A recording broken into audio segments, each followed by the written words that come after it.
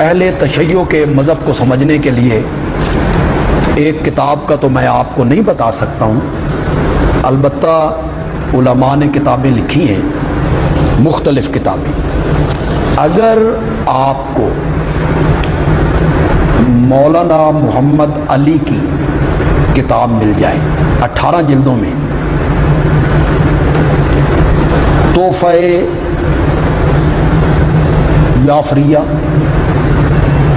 فقہ جعفریہ اور عقائد جعفریہ، یہ 18 جلدوں میں، اگرچہ یہ مولانا محمد علی بریلوی مسلک سے تعلق رکھتا ہے، لیکن اس مسئلے پر اس نے لاجواب کتاب لکھی۔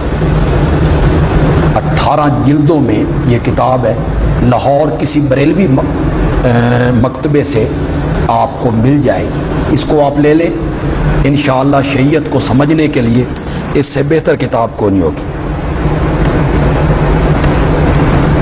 نہیں، جو صحابہ کو کافر کہتا ہے وہ خود دائرہ اسلام سے خارج ہے۔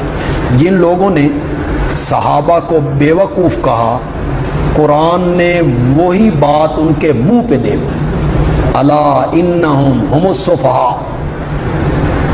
جو فتویٰ صحابہ پہ لگے گا وہ فتویٰ پلٹ کے اس بندے کی طرف آئے گا۔ ویسے بھی حدیث ہے کہ اگر کسی نے کسی مسلمان کو کافر کہا تو کہنے والا خود کیا ہوگا؟ کافر۔